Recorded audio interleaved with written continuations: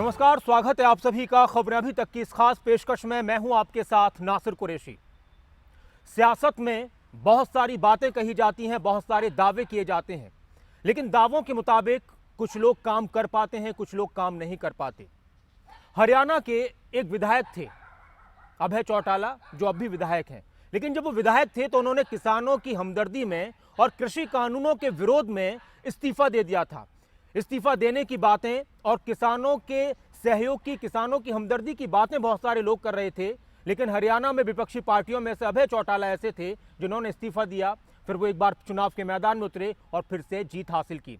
अब सवाल यह है कि वो विश्वास क्या था जिस पर उनको उम्मीद थी कि वो जनता के बीच में जाएंगे, जनता का प्यार उनको मिलेगा, या फिर किसानों की जिस बात को लेकर उन्होंने इस्तीफा दिया था वो मसला तो वहीं के वहीं है। इन तमाम सवालों के जवाब जानने के लिए अभय चौटाला जी हमारे साथ हैं। बहुत बहुत स्वागत है आपका अभय चौटाला। बहुत धन्यवाद और बहुत बहुत शुभकामनाएं आपको एक बार फिर से विधायक बनने। बहुत धन्यवाद। एलनाबाद का ये जो चुनाव था, आप जब पिछली बार विधायक बने और इस बार विधायक बने, जब आप लोगों के बीच में गए तो वो प्यार कितना आपको महसूस हुआ पहले के मुकाबले में अब, या पहले ज़्यादा था अब ज़्यादा था? और कितना फ़र्क आपने चुनाव के दौरान लोगों की सोच में, लोगों की जहनियत में देखा? कितनी मेहनत आपको करनी पड़ी? मैंने जब रिज़ाइन किया था उस वक़्त में किसान आंदोलन जो था वो पीक की तरफ भी बढ़ रहा था और उसको कहीं ना कहीं बदनाम करने के लिए जी, केंद्र की सरकार, प्रदेश की सरकार साजिशें रच रही थी कि किसी तरीके से इसको बदनाम कर दिया जाए, इसको आंदोलन को ख़त्म करवा दिया जाए।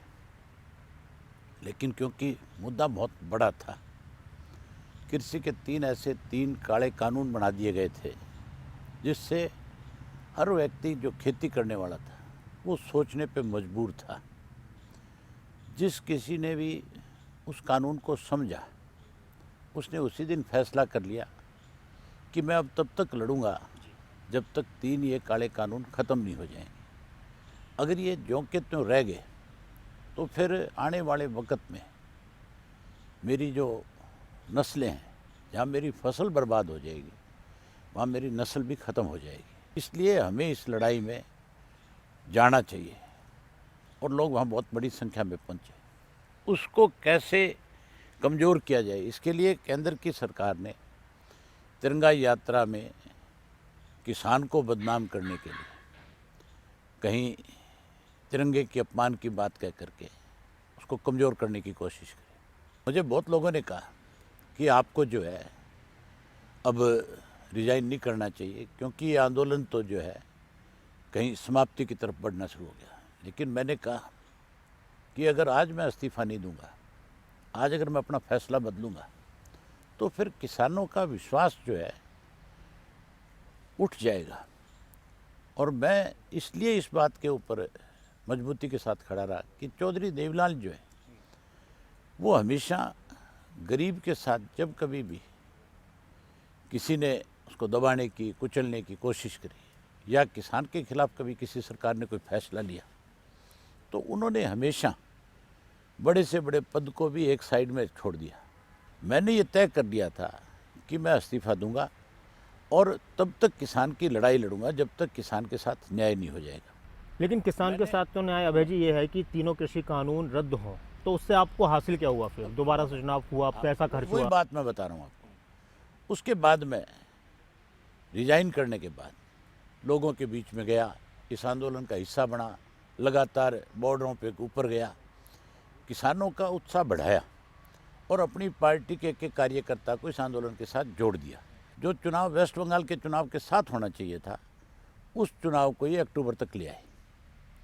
इसलिए लेके आए अक्टूबर तक, डरे हुए थे कि कहीं चुनाव में जाएंगे तो फिर लोग जो है तुम्हारा विरोध करेंगे। इस चुनाव में भी यही हुआ कि लोगों के बहुत बड़े विरोध का सामना करना पड़ा और लोगों का जहाँ लोग विरोध कर रहे थे वहीं सत्ता पक्ष के लोग जो है, सत्ता में बैठे लोग जो है, उन्होंने सरकारी मशीनरी का बहुत बड़ा दुरुपयोग किया। 5,000 से लेकर के 15,000 रुपये तक एक वोट की बोली लगाई गई। बीजेपी ने बहुत कम मार्जिन से इस चुनाव में उनकी हार हुई है और उनका ये कहना है कि आप जीते तो हैं लेकिन असली जीत हमारी हुई है, क्योंकि आप तो 20,000 का दावा कर रहे थे कि 25,000 से हम जीतेंगे और एक तरफा चुनाव होगा, मुझे तो जाने की ज़रूरत भी नहीं पड़ेगी इलेक्शन में। आपको काफ़ी मेहनत करनी पड़ी, यहाँ तक कि बड़े चौटाला साहब भी चुनाव में आपके लिए गए थे और लोगों का ये भी कहना है कि उनके सम्मान में आपका मान लोगों ने रख लिया। अच्छा, आप एक चीज़ बताओ मुझे, जब चुनाव होगा तो जो चुनाव लड़ेगा वो मतदाताओं के बीच में जाकर के अपनी बात कहेगा कि नहीं कहेगा? मैं जाके ये तो बताऊंगा लोगों को कि मैंने आपके कहने से इस्तीफा दिया था और आज आपके कहने से चुनाव लड़ रहा हूँ। आज आपने फैसला करना है कि 3 कृषि के काले कानून को मानना है या इसका विरोध करना है। अगर आप इसका विरोध करते हो तो मेरे पक्ष में पड़ा वोट डाल दो और मुझे दोबारा से फिर विधायक चुन करके भेजो, ताकि मैं तुम्हारी लड़ाई को फिर विधानसभा में अच्छे ढंग से लड़ सकूँ। और ना केवल विधानसभा में लड़ सकूँ, बल्कि उसका एक असर ये होगा कि अब जब ये चुनाव का नतीजा था, जो बीजेपी कहती है कि हमें उसका बड़ा लाभ मिल गया, ये बीजेपी को लाभ नहीं मिला। कांग्रेस पार्टी बीजेपी के बी टीम के रूप में काम कर गई। अच्छा, भूपेंद्र सिंह हुड्डा जब वोट मांगने गए थे, उन्होंने अपने भाषण में ये बात कही कि मैं वोट तो कांग्रेस के उम्मीदवार के लिए मांगने आया हूँ, लेकिन गोपाल कांडा मेरा मित्र है। उनका इशारा सीधा सीधा कि मेरा वोट जो है वो बीजेपी की तरफ जाए, अभय सिंह किसी भी तरीके से विधानसभा पहुँच ना पाए। जो कांग्रेस बारी बारी दावा कर रही थी कि हम चुनाव जीत करके आएंगे, उस कांग्रेस की जमाना जपत हुई।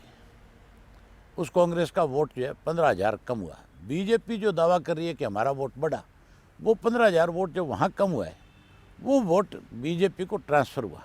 एलनाबाद के लोगों ने, अभय जी एक मेरा सवाल, एलनाबाद के लोगों ने पैसे लेकर वोट दिया क्या, या डर कर वोट दिया है बीजेपी को? आपके एलनाबाद के लोगों पर हर तरह का प्रयास इन्होंने किया।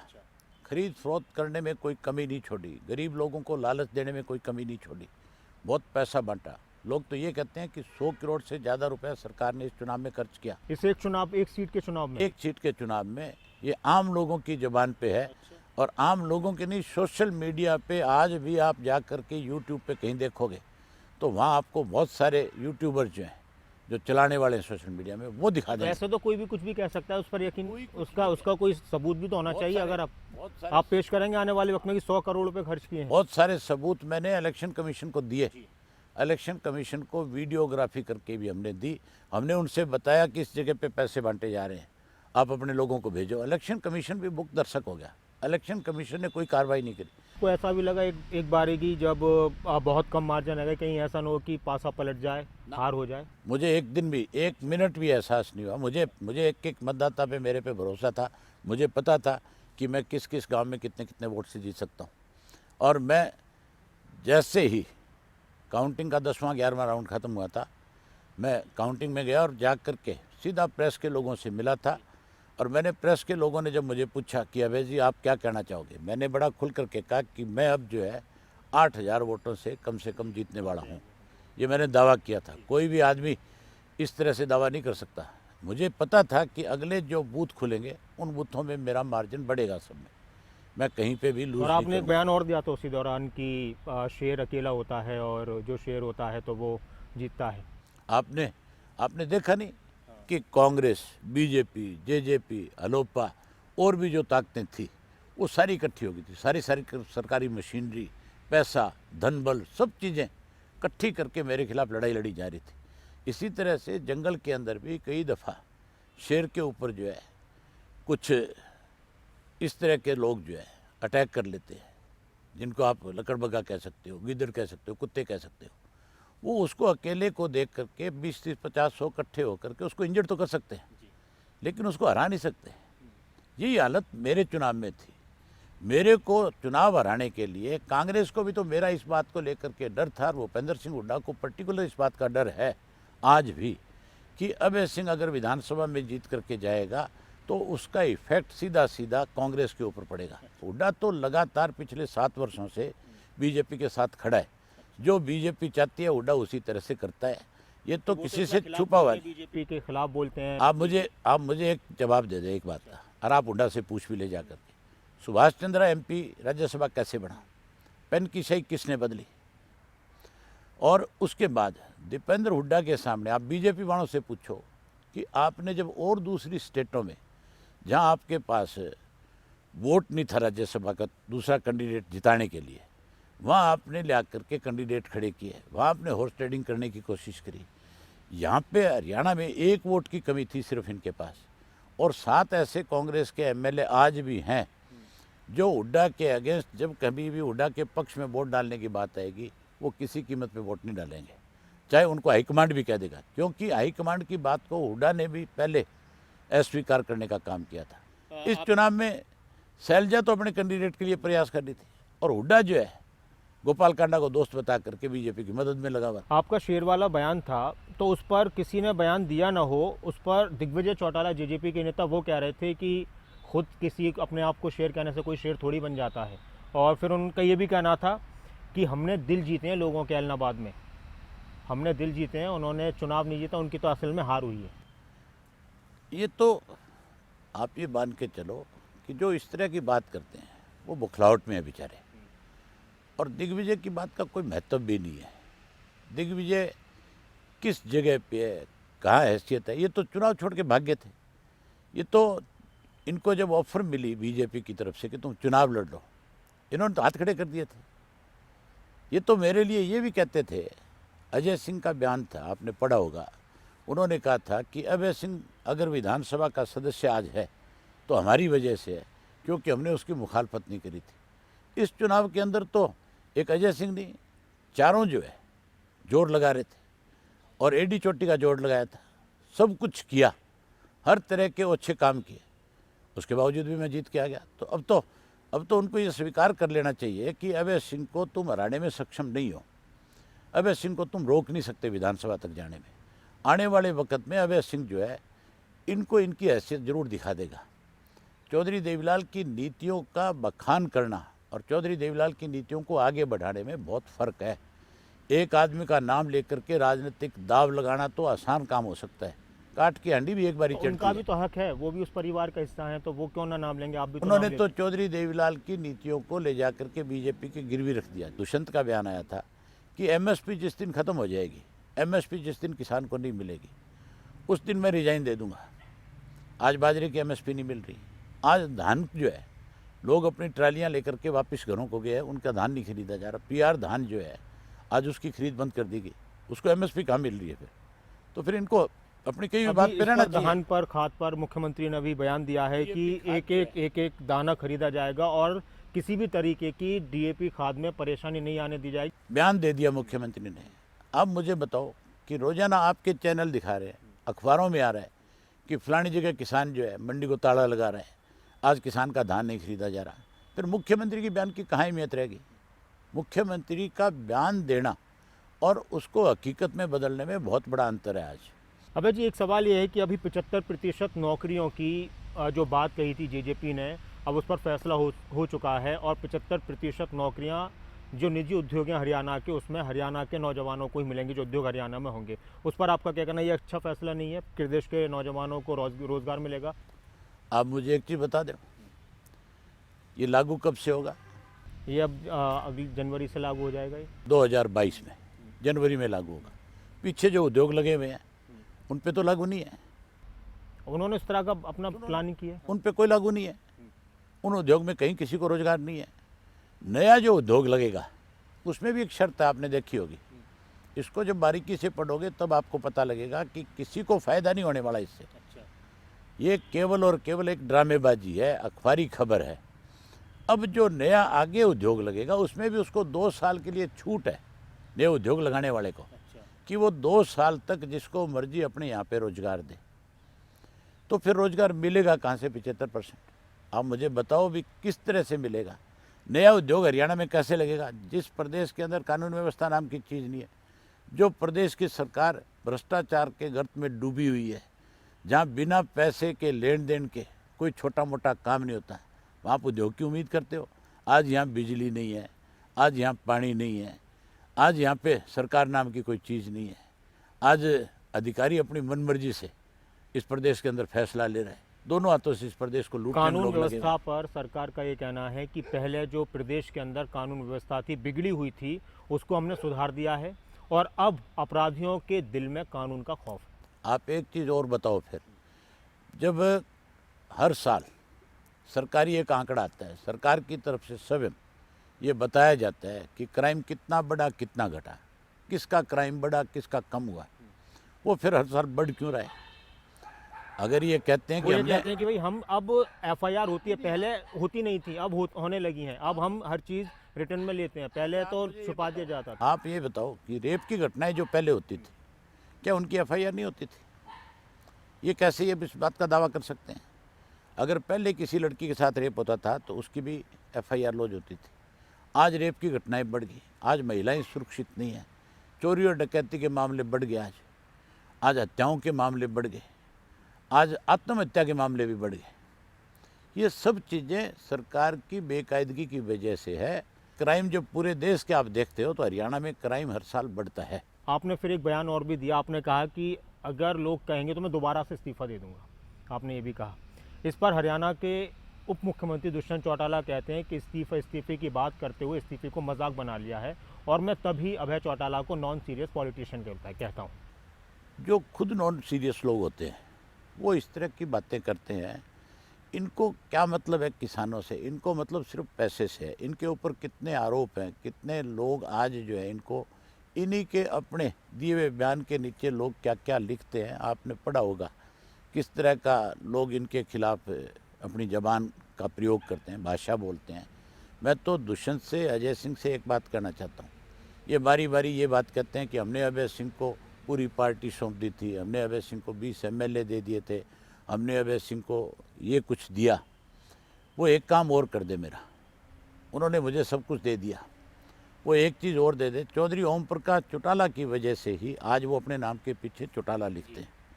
मैं आपके माध्यम से उनसे कहना चाहता हूँ कि बाइज्जत आप चौधरी ओम प्रकाश चौटाला का दिया हुआ नाम जो चौटाला है वो हमें वापस कर दें, उस नाम को भी हमें दे दें, ताकि तुम कल को ये तो ना कह सको कि हमने सब कुछ दे दिया और एक चीज़ रख ली।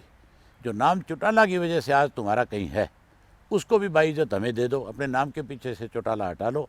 चौधरी ओम प्रकाश चौटाला से आप लोगों को कोई मतलब नहीं है, आपका अपना आधार है, आप अपनी पार्टी चला रहे हो। ओम प्रकाश चौटाला जी मांग कर सकते हैं कि मेरा नाम वापस करो, ये होता है ऐसा? मैं कर रहा हूँ, मैं कर रहा हूँ। चौटाला साहब INLD के सुप्रीमो है कि नहीं है? मैं उनकी पार्टी का जनरल सेक्रेटरी हूँ। मैं जब डिमांड कर रहा हूँ उनको कर देना चाहिए। अच्छा, एक सवाल अब रही ये चीज़ें, तो मतलब ये चीज़ें जिन बातों के साथ अपने बैठ के इंटरव्यू कर रहे हैं, यहाँ इन चीज़ों का कोई मायना नहीं है। मैं इसी पर आ रहा था। ये मतलब बहुत छोटी सोच के लोगों की बात है। आपके परिवार को लेकर मीडिया वाले भी सवाल करते हैं, मैंने भी आपसे किया, और वो कई बार ऐसा भी होता है कि कुछ मैंने आपसे परिवार के हिसाब से नहीं किया, मैंने दोनों में परिवार का जिक्र नहीं किया, मैंने उप मुख्यमंत्री और जेजेपी के नेता किया। लेकिन ये क्यों आप ऐसा लगता है कि पारिवारिक जो बयानबाजी है आपकी तरफ से भी उनकी तरफ से भी ये ज़्यादा हो जाती है, कई बार तीखी बयानबाजी हो जाती है, एक तरफ से कोई बयान आता है तो दूसरे की मजबूरी बन जाती है, या फिर लोगों को इसमें मज़ा आता है और आपको भी लग रहा है कि हाँ ठीक है? उनसे पूछो जा करके। अच्छा, आपकी तरफ से क्या कहना है इस पर? मैं कभी भी इस तरह की छोटी बातों में नहीं पड़ता, लेकिन अगर मैं सरकार के ऊपर कोई कटाक्ष करूँगा, अगर सरकार की कोई कमी को उजागर करूँगा, तो इसका मतलब मैं जो चीज़ को उजागर कर रहा हूँ और वो उस पर अगर कटाक्ष करते हैं तो इसका मतलब वो इन्वॉल्व है उस चीज़ में। वो फिर इन्वॉल्व है कि नहीं है? अगर वो इन्वॉल्व नहीं है तो फिर उनको उसके ऊपर कोई बात कहने की बजाय, सरकार में क्या वो अकेले ही हैं? सरकार में बीजेपी भी है, लेकिन बीजेपी वाले चुप हो जाते हैं। बीजेपी वाले जो है उनको पता है कि तुम इधर से क्या करके अपना बचाव कर लो, ये अपने आप भिड़ता रहेगा। तो उन लोगों को खुद को ही मेरी ख्याल है हर चीज़ में वो अपने आप को इन्वॉल्व पाते हैं, हर चीज़ में वो कहीं ना कहीं शामिल हैं। इनको छोड़ो, जो करने वाली बात है वो ये है, जो बात अपने कर रहे थे कि इस किसान आंदोलन में आपके जीतने के बाद क्या फ़र्क पड़ेगा, मैं आपको उस तरफ ले जाना चाहता हूँ। ये मेरी अकेली जीत नहीं है, ये किसानी की जीत थी। ये चुनाव सीधा सीधा किसान वर्सेस था और इसमें किसान जीता है। इसमें जो वोट बढ़ा है वो भी किसान का बढ़ा है।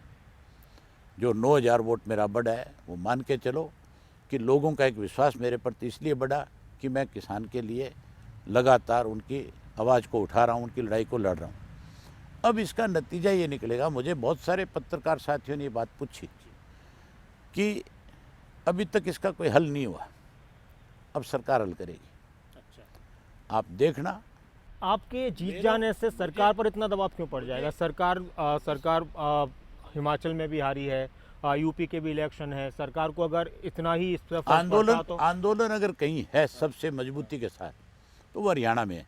हरियाणा दिल्ली के सराउंडिंग है। हरियाणा में जो भी कोई इस तरह का बाई इलेक्शन होगा उसका असर लेकिन सीधा किसान नेता सीधा तो ये कहते हैं कि हमारी हरियाणा की सरकार से कोई लड़ाई नहीं है। इसका दबाव सीधा सेंटर की सरकार पे पड़ता है ना, क्योंकि हम उसके सराउंडिंग बैठे हैं। बढ़ती महंगाई पर आपका क्या कहना है? पेट्रोल डीजल के दाम बढ़े, फिर एकदम से सरकार ने कम किए और इसको देखा गया कि सरकार ने जनता की फिक्र करते हुए पेट्रोल डीजल पर 12-12 रुपये करीब कम हो चुके हैं। सरकार ने कोई फिक्र नहीं किया। सरकार की मजबूरी थी। देश के प्रधानमंत्री को ये जो नतीजे है इससे समझ में आ गया था कि अगर इसी तरह से रोज़ाना पेट्रोल और डीजल के दाम बढ़ते रहे तो आने वाला समय जो है आपके लिए और मुश्किल भरा हो जाएगा। यूपी का चुनाव इनके सर के ऊपर खड़ा है। वो भी एक बहुत बड़ा डर था इनको कि अगर कोई रेट कम नहीं करोगे, अगर कोई छोटी मोटी रात लोगों को नहीं दोगे तो फिर आने वाले समय में बहुत मुश्किल तुम्हारे सामने तो होगा। अच्छा फैसला मानते हैं आप सरकार का ये? नहीं, कोई फैसला अच्छा नहीं है। सरकार अगर कम करे, अगर सही मायने में फैसला ले तो फिर इसको वैट के दायरे में लेकर के आओ। इसको वैट के क्या उसमें जीएसटी के दायरे में लाओ। पेट्रोल और डीजल को सिर्फ और सिर्फ 10 रुपया कम करके आप क्या दर्शाना चाहते हो? यूपी के चुनाव में जाएंगे आप, कहीं किसी के लिए प्रचार करेंगे, कोशिश करेंगे? क्योंकि एक तरफ ओम प्रकाश चौटाला ये कह रहे हैं बार बार कि मैं तीसरा मोर्चा बनाऊंगा और उन फ्रेंड्स से बात करूंगा जो बीजेपी के खिलाफ। चुनाव आएगा, अगर हमें कोई इनवाइट करेगा, मुझे कोई बुलाएगा तो मैं 100% बीजेपी के खिलाफ जहाँ भी जीतने वाला उम्मीदवार होगा, मुझे अगर कोई बुलाएगा तो मैं जाऊँगा। वो कांग्रेस के प्रत्याशी भी हो सकते हैं, चाहे किसी भी पार्टी। मेरे लिए कांग्रेस अछूती नहीं है। मेरे लिए सबसे ज़्यादा जरूरी जो है बीजेपी को सत्ता से बाहर करना है। अच्छा, हरियाणा में भी कांग्रेस आपको पसंद है? मुझे कांग्रेस की बात नहीं है। मेरी कांग्रेस से कोई लड़ाई नहीं है हरियाणा के अंदर। मेरी लड़ाई उन लोगों के साथ है जो लोग सत्ता में रहते हुए सत्ता का दुरुपयोग करके जिन लोगों ने चौधरी ओम प्रकाश चौटाला को 10 साल की कैद कराई, मेरा झगड़ा उनसे है। मेरा झगड़ा कांग्रेस पार्टी के साथ नहीं है। और बीजेपी के साथ? बीजेपी तो जो सरकार के तौर पर झगड़ा है या विचारधारा के तौर पर झगड़ा है? विचारधारा के तौर पे भी और सरकार के, क्योंकि सरकार के फैसले गलत हैं। और बीजेपी की विचारधारा जो है वो आज सांप्रदायिक है पूर्ण रूप से। आज बीजेपी जो है हमारे प्रदेश को कहीं सांप्रदायिक की तरफ धकेलना चाहती है। आपने देखा नहीं किस किस तरह के फैसले ले रहे, कैसे इनके एमपी एमएलए बोल रहे हैं, कैसे इनके मिनिस्टरों की भाषा है, कैसी चीफ मिनिस्टर की भाषा है। क्या एक प्रदेश के मुख्यमंत्री की भाषा ये होनी चाहिए कि 500 लठैत तैयार कर लो तुम?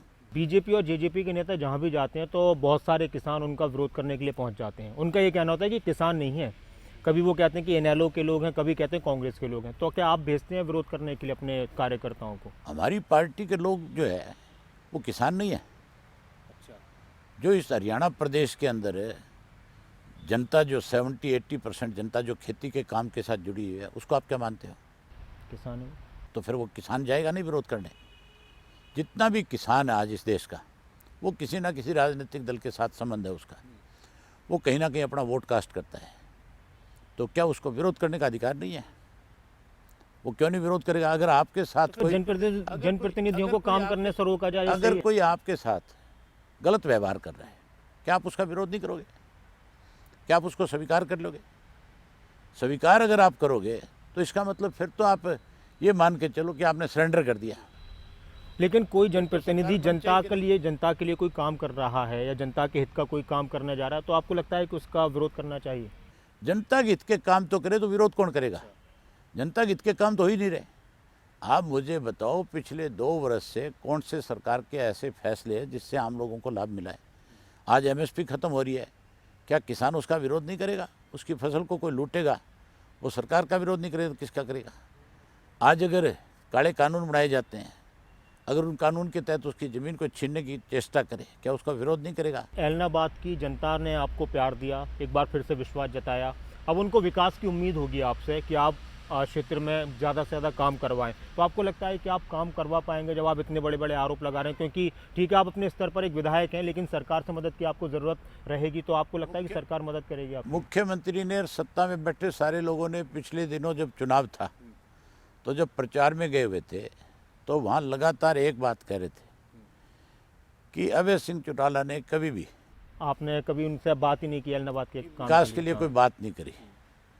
अब सेशन आने वाला है, अभी दिसंबर में सेशन आएगा और उस सेशन के दौरान मैं ऐलनाबाद हल्के में जो जो कमियां हैं आज की तारीख में, आगे कैसे वो चीज़ें दूर हो सकती है, उन चीज़ों की एक डिटेल तैयार करवा रहा हूँ। जी।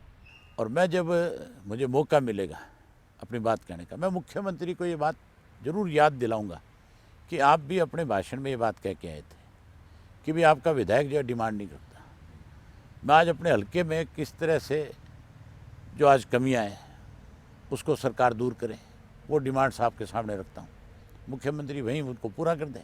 जो जो हमारी दिक्कत है वहाँ की, वो सारी मैं पहले भी उठाता रहा हूँ, लेकिन अब की बार लेकिन अब आप खुलकर बड़ा चढ़ाकर और नहीं, अब की बार बाकायदा तौर पे लिखित मुख्यमंत्री जी को याद दिलाऊंगा, लिखित रूप में भी सारी चीज़ लेकर के जाऊंगा और लिखित के साथ साथ विधानसभा में सारी बात रखूंगा। पर इस्तीफे वाली बात पर आप वाकई में सीरियस हैं कि अगर फिर से किसानों ने कहा, लोगों ने कहा, आप दे देंगे? आप कहते हो सीरियस है। मैंने जब भी कभी भी कोई बात पब्लिकली कही है, मैंने उस बात पे, अपनी बात पे कहीं पे कभी भी स्टेप डाउन नहीं किया। आपने बहुत सारे राजनीतिक लोग ऐसे देखे होंगे जो सुबह कहते कुछ हैं और शाम को उनका रुख क्या होता है। ये उदाहरण आपके सामने है, उसी घर में पैदा हुए लोग जिसमें मैं पैदा हुआ, जो कहते हैं हमारी रगों में चौधरी देवीलाल का खून है, कहते थे हम एमएसपी पे रिजाइन करके बाहर आ जाएंगे, वो लोग आज कहाँ खड़े हैं। बहुत बहुत शुक्रिया अभय चौटाला जी, खबर अभी तक के साथ जुड़ने के लिए, बात करने के लिए। अभय चौटाला जो एक बार फिर से विधायक बने हैं, जनता का विश्वास, ऐलनाबाद की जनता का प्यार उनको मिला है। उनके मुताबिक उनका ये भी कहना है कि मैं जो बात कहता हूँ वो बहुत ही मजबूती के साथ कहता हूँ और ये बात बहुत जिम्मेदारी के साथ उन्होंने कही कि मैं फिर से इस्तीफ़ा दे दूंगा अगर मुझसे किसान कहते हैं, किसान संगठन कहते हैं। साथ ही उन्होंने ये भी कहा कि ऐलनाबाद के विकास के लिए जो कुछ उनसे बन पाएगा वो करेंगे और अब मजबूती के साथ उस आवाज़ को उठाएंगे। इसके अलावा कृषि कानूनों को लेकर लगातार उनकी मांग रही है कि कृषि कानून रद्द होने चाहिए क्योंकि ये किसानों की बर्बादी का कारण है और जो लोग उन पर आरोप लगाते हैं या उन पर बयानबाजी करते हैं उनको भी उनकी तरफ से जवाब दिया गया। अब देखना होगा कि आने वाला वक्त सियासत को किस तरफ ले जाता है और ऐलनाबाद के लिए कितना काम अभय चौटाला कर पाते हैं। इस खास पेशकश में इतना ही, लेकिन खबरें अभी तक पर, खबरों का सिलसिला लगातार जारी है। आप बने रहें खबरें अभी तक के साथ। नमस्कार।